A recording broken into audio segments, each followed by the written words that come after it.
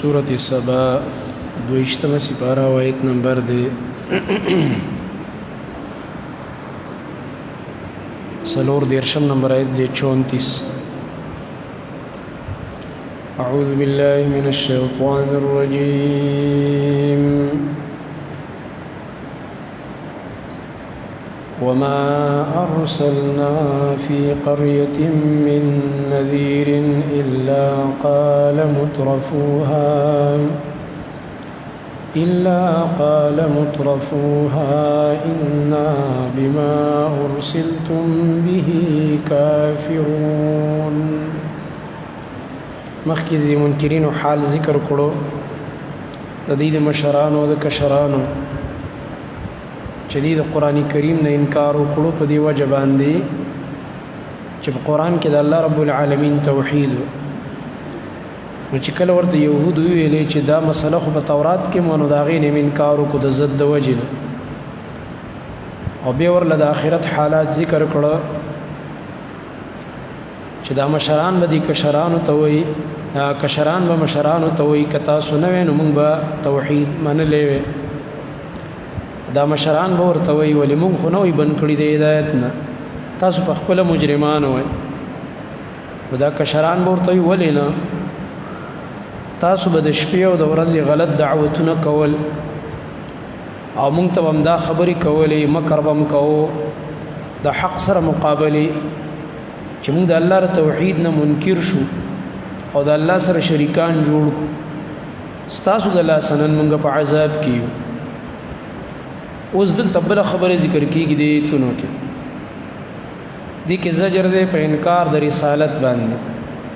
مخکې انکار د توحید، بیا انکار د قرآن، نو اوس انکار د رسالت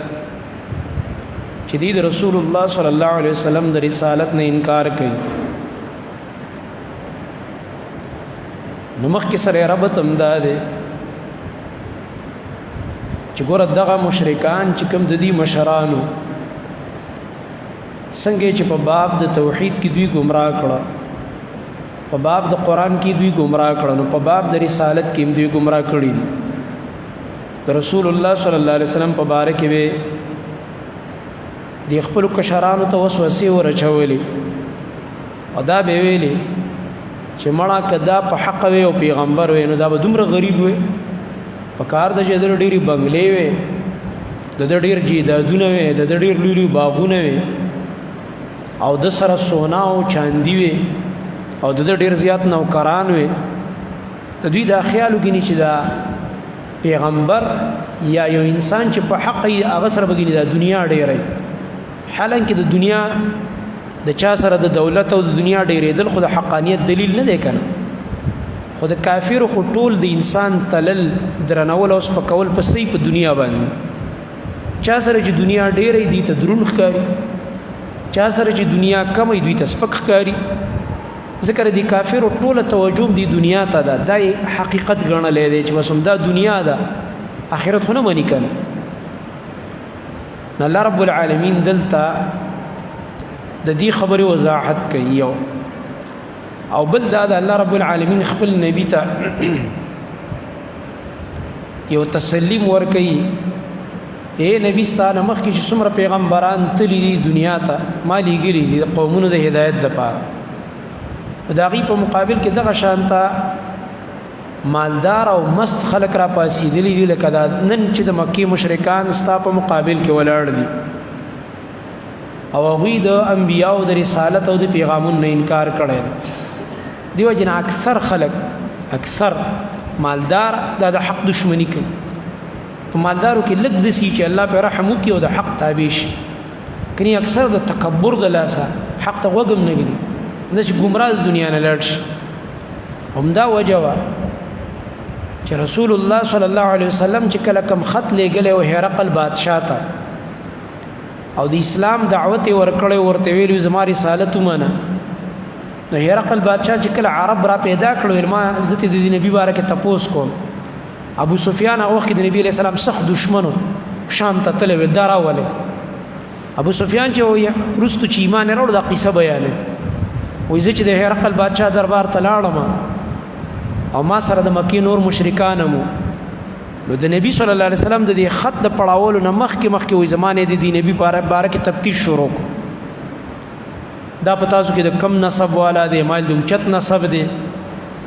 خا د پپلار نیکه کې څوک بادشاہ تیر شوی مال نه دی تیر شوی خا د نمخ کې چا د دې په کورنۍ کې پیغمبري داوا کړی نه نه د کړی خا دا سړی رښتونه دی که دروغجن دی دروغ هم په ثابت کړي مال نه دی ثابت کلم دروغ نه دی ویل د تاسو ته سوي ما ویل چې دسی وای چې بس د یو الله عبادت کوي شرک مکوي مونږ کوي پاک دامنیو کې زنا نه ځان وساتي او حیا په ځان کې پیدا کوي او زکات ورکوي د غریبانو مدد کوي سیل رحمی او رشتو پالي د خبر راته کوي نو خا وای د ملګری زیاتیږي کمیږي وای ما ورته چې ورس پور زیاتیږي خو اداره ته وای د مکی سردار چې د باندې زیات ایمان مالدار راوړي غټان نوابان سرداران او که غریبانان وای مرته چې اکثر به د غریبانان خلک ایمان راوړي نو بیا رستو ابو سفیان چې ما دا ټول جوابونه ورکړ نور سوالونه امتی کړي نو رستو په خپل هرقل ډیر معلومیږي د مخکنو کتابونو خ عالمو بادشاہ مخ عالمو مطالعه وا د یو خبري جواب وکړي دا تا ما ته کوم نه بیان کړي دا ټول د پیغمبرانو نه او د پیغمبرانو اکثر دشمنی مالدار او غټانو کړي دا او غریبانان اکثر ملګری وي او پاره زمانہ کې د حق ملګرتي اکثر غریبانان په مالدارو کې چرته کم کوز دسی او کسي چې الله په رحم وکي او د حق ملګری شي کني د علاقه بدمعشان لوفران غټان شرابيان کبابيان دا د حق دشمنانی حق په بد لګيږي ځکه دا هغوی مزاج خواهش طرف ته مایلی او په حق کې د خواهش خلاف نه په بد لګي اي کې شرک موجود او حق چې د شرک نه برداشت نو دې ایت کې الله رب العالمین فرمایي وما ارسلنا من لګلې فی قريه فیوکلی کې من نذیر سوکیر ورکون کې پیغمبر الا قال مترفوها مگر ویلی با هغه بدمست خلقو دا غکلی هغه بدمست هغه ته مترف چې د مالدارۍ د وجنه پکې مستی را پیدا شوی د سرمایه د وجنه او د دنیا په نشه کې بالکل غرق شوی او حق ته غاړه نګدي او نور ته وګدي بلکې ډیر کرته دا د دنیا په دې مالونو چې متکبر دي حق ته وګ کې خودنه مرتد ځان بي عزت ښکاری او اهل حق خو له ورزم نزان ورته بدی بدی ښکاری چې زبوس دي غریبانو خړو پړو سره کینم همدا وجوا چې رسول الله صلی الله علیه وسلم ته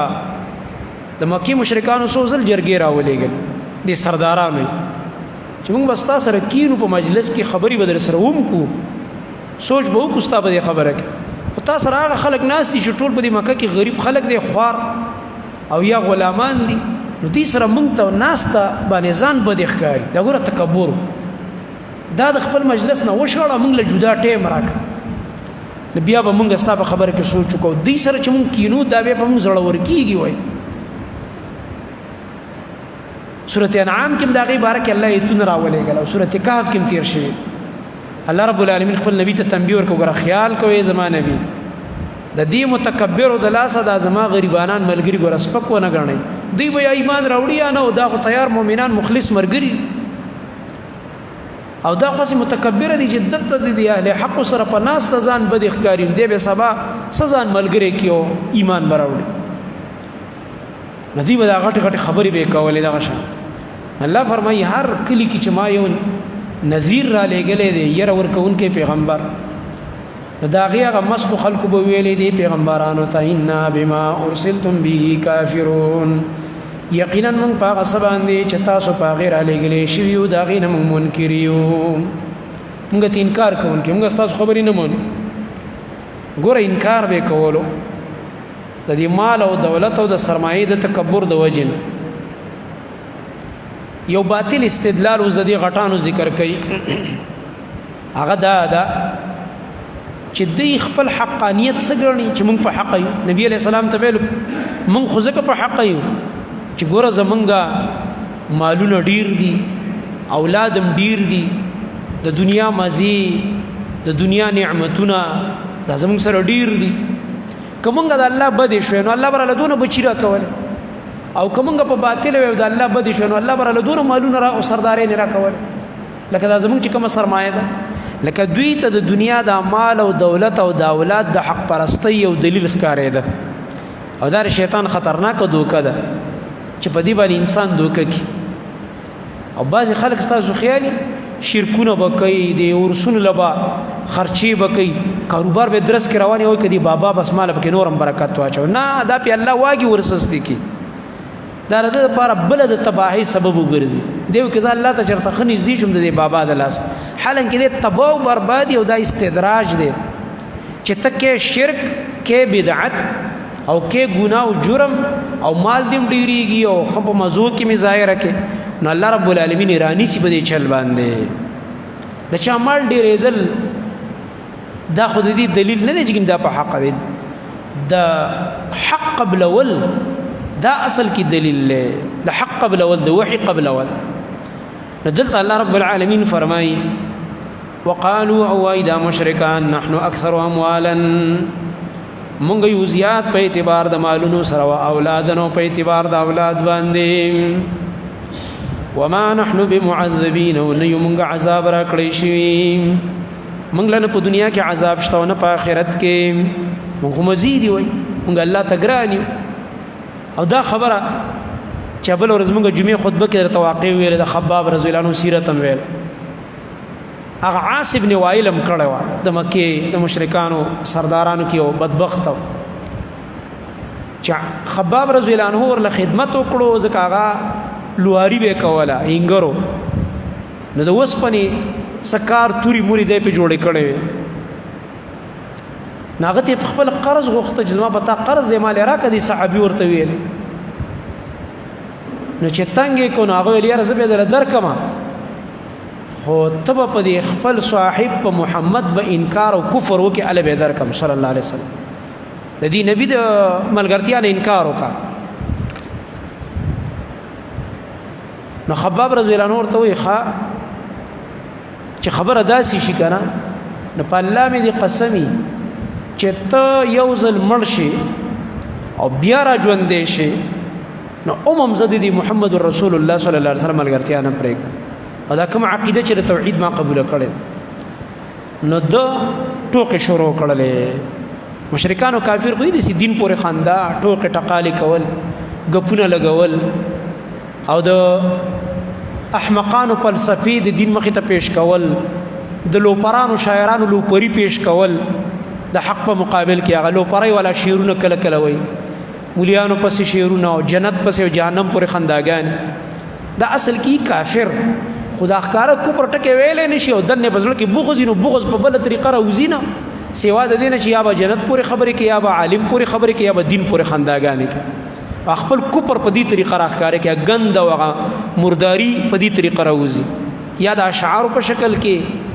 یا په دې شکل کې چې ملحد وي چې که نه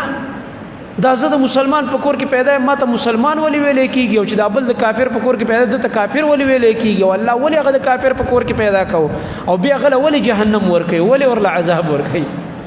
دا د ځان یې کړتو جوړ کړی، دا کړتې پړتې چې کوي لګي. نو دا اصل کې د اسلام سره بغضي، د دین سره بغضي،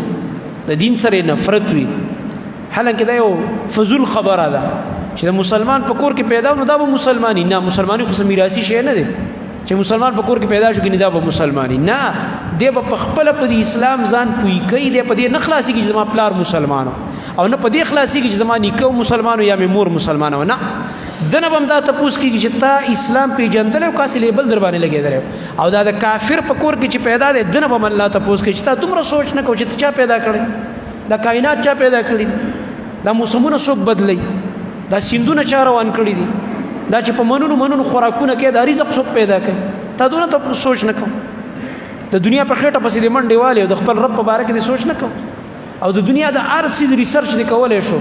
او د دین په باره کې او د خوږ نبی صلی الله علیه وسلم باره کې د ریسرچ نه شو کولی. د پادری او فضول خرافه دی منله او د اسلام فطرتي دین دی نه منلو دي کې سوچ نه کول او حجتونه په خلکو قائم شوي دي دا ته چرته د تی په غوږ کې ودی چې ته لګې دا خبر ته انته چې د مسلمان په کور کې پیدا یو ته زه مسلمان یم د مسلمان په کور کې پیدا کېدو حالت مسلمان نه وای اسلام باندې عمل کول او اسلام منون کی ته مسلمان وای چې په اسلام او په توحید ځان پوي کی د نبی صلی الله علیه وسلم پر رسالت ځان پوي کی او په حلال او نه دا لیبل دی چې لیبل په ځان باندې ولا دا خاص په زول لګي بس سوال ورزینه په دغه باندې وربشي بیل ولې نشي لګي او دا غټ غټ دعوی کوي نو دا باطل پرست خلق همیشه د دنیا د ظاهری مزید خپل حقانیت دلیل ګڼي نو دی عاصم بن وائل دی صحابي ته ویل چې خالق تاسو دا وایي چې مرګ دی او مرګ نه بعد بیا بل ژوند دی خزبت بیا خو صحیح شولا زه چې کله مړ شم او بیا واپس را ژوندې شم نو زه قاسم الله تګران امتا ته معلوم نیم د ګوره دونه مال مې دونه بچی مې دي نبي بدر لا التزدا قرضم خلاص کما ټوکې شروع کړې په آخرت پر الله رب العالمین الت سورۃ مریم کې داغه بارکه ته را لېګلې و او یایم اتا و یایم یو کمت یایم او ات یایم الت الله رب العالمین فرمایي افرأيت الذي كفر بآياتنا وقال لأوتين مالا وولدا آیت خبر په حال دا کافر باندې عاص بن وائل مبارک دی چې کفر کړي زمون پایتونو دی وې زر دې مال برا کړي شي مالونه او اولاد قیامت کې هم زما ډیر مالونه اولاد الله يخا اطلع الغيب اي دې کې خبر دی په غیب باندې دته د اطلاع چا ورکړي چې قیامت کې زما مزي ام اتخذ عند الرحمن عهدا او کنه د نیولې دی واخسته د رحمان ذات په نسبان دی لوز او کنه الله ولا سلوز نامه ور کړی دا شتا مې وسره لیکل چې ته جنت ته یو مزيب دیو مال او دولت بر سره یو بچ ودی الله وکلا اچری دا دوه خبرې نه په غیب پوهه دی او نه عهد د توحید خسته دی سنكتب ما يقول ونمد له من العذاب مدا زر دې لیکوم غا خبرې چې دای کوي دا د کفر او دا خندا کوي په آخرت او قیامت پورې ونمد له من العذاب مدا ومنزيات او د پاره د عذاب نزيات ول الله وخ بعذاب زيتي بجهنم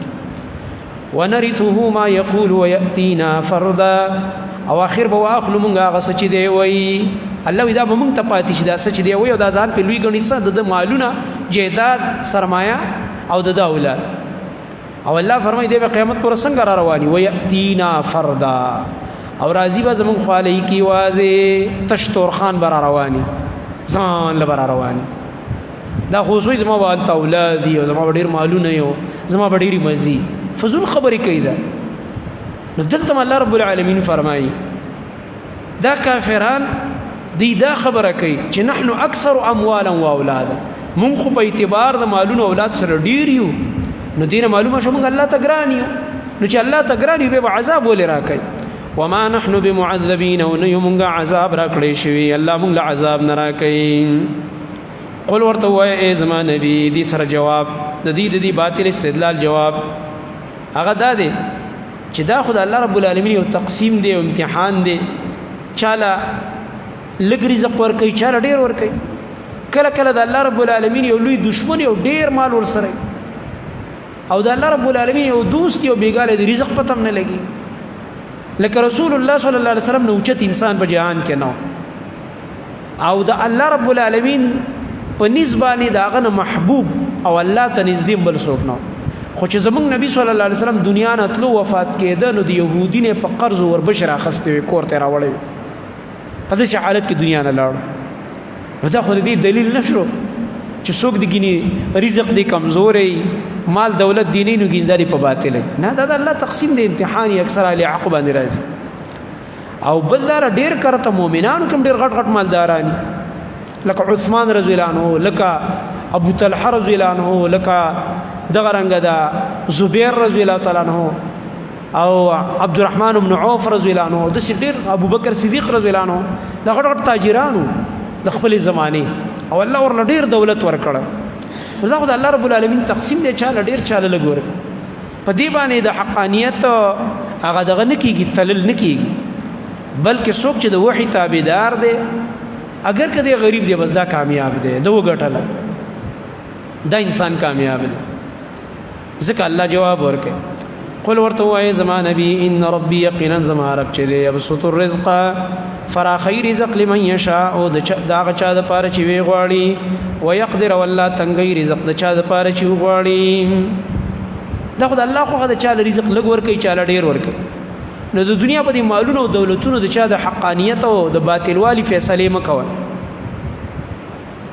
ولكن اکثر الناس لیکن ډیر د خلقنا لا يعلمون غوینه پويږي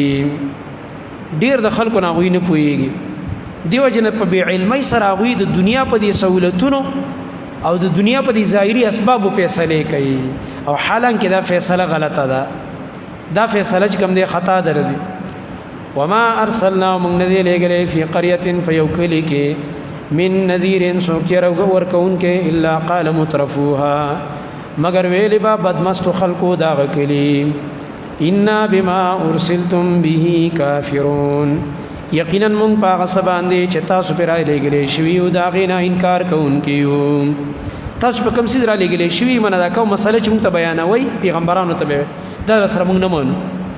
وقالوا واذا كافرون نحن اكثر اموالا دا خبر به کوله چې مونږ یو ډیر په اعتبار د مالونو او اولادونو په اعتبار د اولاد وما نحن بمعذبين او نه مونږ عذاب را کړی شوی قل ورته وای زما نبی ان ربي يقينا زما رب چې دی يبسط الرزق لمن يشاء فراخي رزق د چا د پاره چې غواړي ويقدر والله تنګي رزق د چا د پاره چې غواړي ولكن اكثر الناس لكن دير دخل كنا لا يعلمون غين كويغي سبحانك اللهم وبحمدك اشهد ان لا اله الا انت